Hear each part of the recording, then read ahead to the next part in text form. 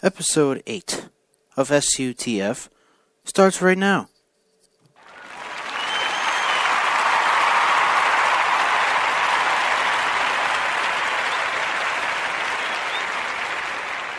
Thank you. Thank you all for tuning in to Stephen R. Talking Football S.U.T.F. I'm very sorry for the delay on the beginning of the show. Had a problem with the microphone. But we are here on Stephen R. Talking Football S.U.T.F. Championship Day edition. It's come to this, ladies and gentlemen. 4 teams left for the Super Bowl.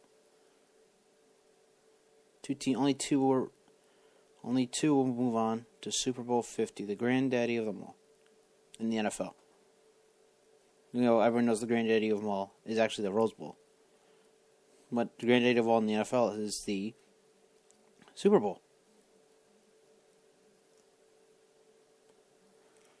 So for the championship game, first number one, and I said this on a different, I think it was Wednesday's show. I said it. The AFC Championship Game is not going to be as interesting. Yes, it's Brady Manning 17, Denver, New England, but it's not going to be interesting. I look back at the last time these two teams met in the AFC Championship Game in 2014. And that game was not interesting. No, it was Brady Manning 15, I think.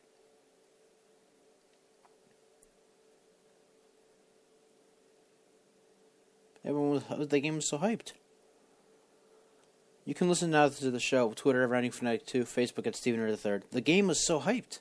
Because, the winner of this game, Brady Manning 15, goes to Super Bowl 48. The game was a bombshell. They bombed the game. There's nothing fun about the game. Pretty sure more people watch something else other than the game.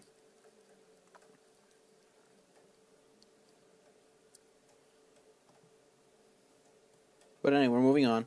Stephen, we're talking football S.U.T.F. We're talking AFC and NFC Championship games today. Glad you could be joining us on a Friday. The game's in Denver. Remember that. The game is in Denver. Brady is 2, and then I got this yesterday from CBS Denver. I thought he was 2-5 in Denver. He's 2-6 in Denver. After the loss week 12 against Brock Osweiler. Now Brady is 2-6 in Denver, yes.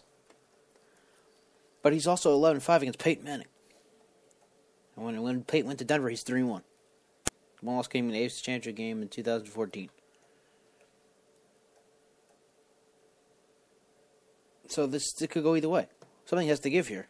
Either Brady doesn't struggle again in Denver, or Manning beats Brady, make it 11-6. Make it a tight contest in the 17th meeting.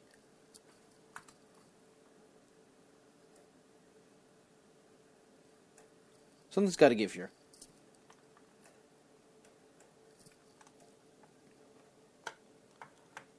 Now, as far as the receivers go, both teams have great receivers. You can't deny that. Both teams have great receivers. But if I'm picking which team has the better receivers, I'm giving the edge to New England.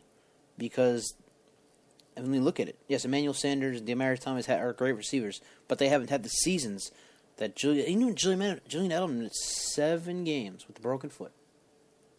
7 games with a broken foot, and he still did better than at least Demaryius Thomas. I'm not sure much about Emmanuel Sanders, but Demaryius Thomas, Julian Edelman did better than him, missing 7 games.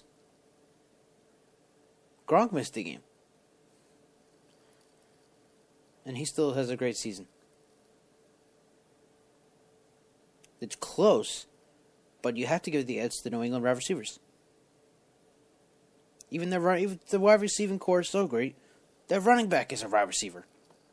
James White. You can't deny him. He's a great wide receiver as well as a running back. He's the next Shane Vereen for New England Patriots. C.J. Anderson is just a great running back. He's not a great receiver. And that's another thing. New England has a better running back. And James White. They have Steven Jackson, who he's a first down runner at this point in his career. He was the CJ2K of St. Louis when they were in St. Louis. When he was in St. Louis. He struggled in Atlanta. Atlanta struggles. New England, he's the first down runner. You give him the ball on first down, then you give the rest to James White. Because Steve Jackson can get you a yard rushing. So that's why if you're in New England, you go with James White in this game, for the most part. Great runner, great receiver. It'll be and that's the one thing that why I pick him over C.J. Anderson of Denver. James White can catch footballs and run with them. C.J. Anderson just runs. He's not a receiver type. He's not a receiving type running back.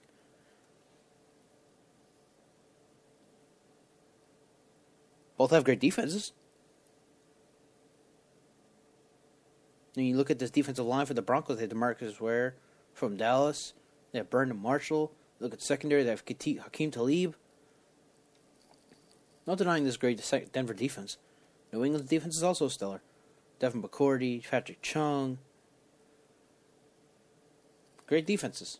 But if I'm going with defense, I do have to give this one to Denver.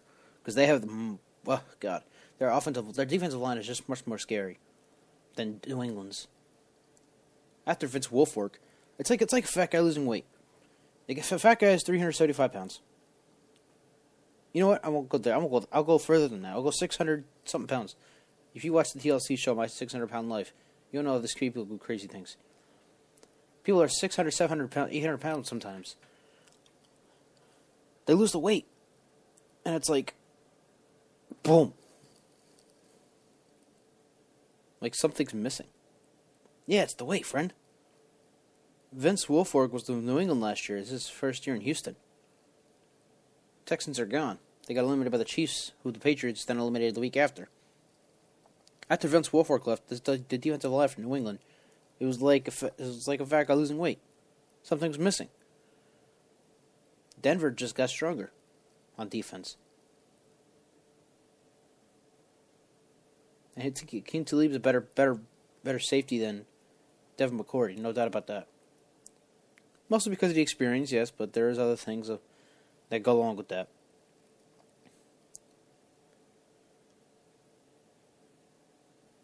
As for New England, though, they did something that I don't think anybody's ever done. First of all, the 70s Raiders did this. 5 straight AFC Championship games.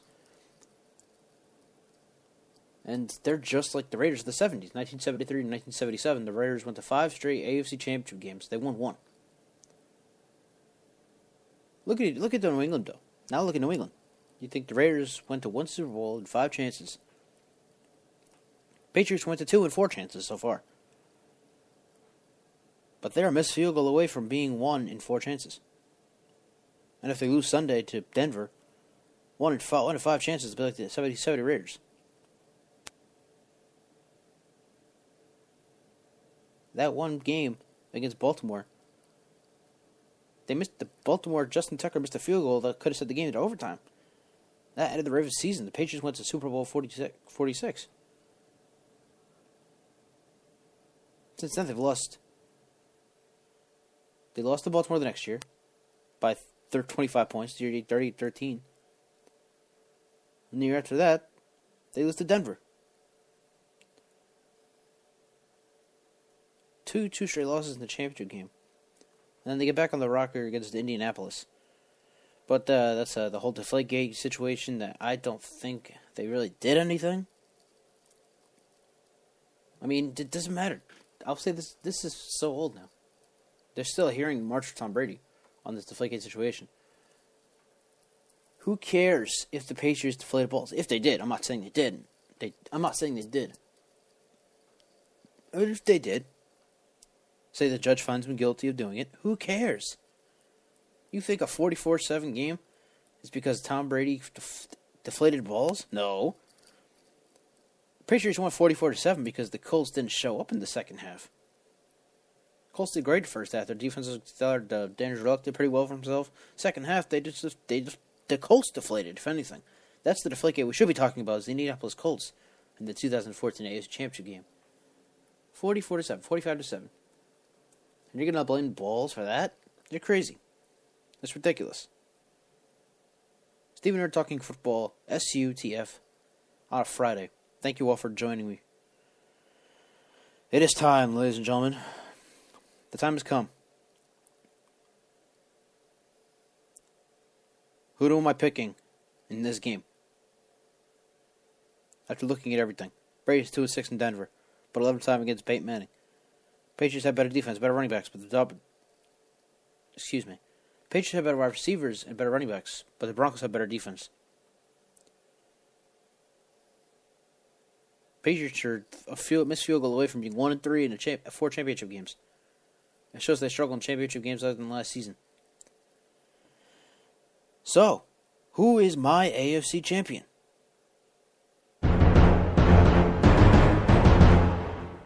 Denver. I'm giving it to Denver. 2-6 is what kills me. That's what kills them. 2-6 in Denver. It has to be something. The cold weather. I don't know what it is. Denver is a bad place if you're Tom Brady. Possibly for Bill Belichick as well. One quarterback they beat in Denver, Danny Kanell. He now does ESPN college football and ESPN radio. I don't know who the other guy was. I forget his name. But I'll have to look it up and let you guys know. So there you have it. Denver is winning the AFC. Denver is my AFC champion. Now I want to ask you on Twitter, at RowdyFanatic2. Facebook is at Steven III.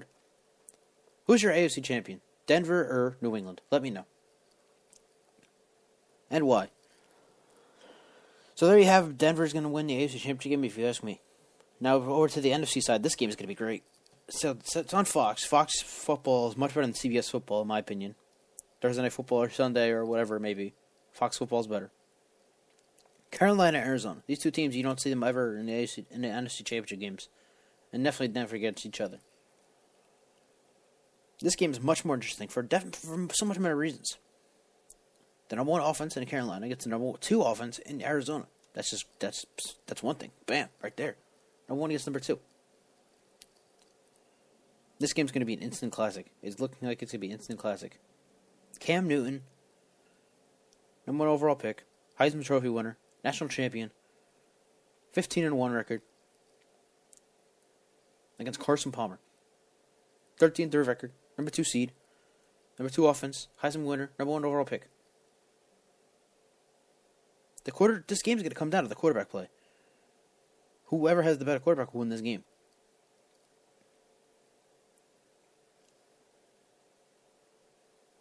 But there's more than just quarterbacks in this game that will decide things. It's going to come down to the better quarterback. But there are different things that can determine it as well. The defenses. The Cardinals have kick-ass defense. They sacked Aaron Rodgers 8 times. Aaron Rodgers is projected to be the next Brett Favre to a lot of people. Not to me, because Aaron Rodgers has 1 Super Bowl ring and 1 playoff run in 7-8 years. It's not good enough. But they sacked this guy 8 times.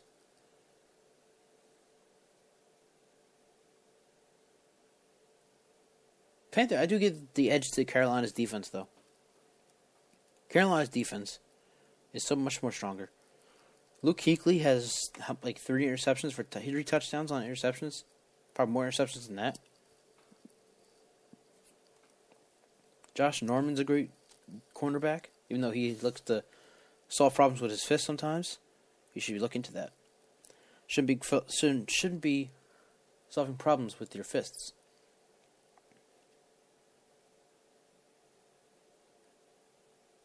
I said this before, I'm saying it again. This is a great matchup between 2 teams who barely know what a Super Bowl is. Given the Panthers have been around since 1996, it's only their 1920th season in the NFL. They've been to 1 Super Bowl in 20 years. Arizona won Super Bowl in 118 years. 117 years. And one of these teams is playing for Super Bowl 50. You know, we're not talking 37. We're talking number 50, the Big 5-0. Halfway to 100. Halfway to triple digits. This is a big game. Huge game. And it's between 2 teams that you never expect to be in the Super Bowl, in the NFC Championship game.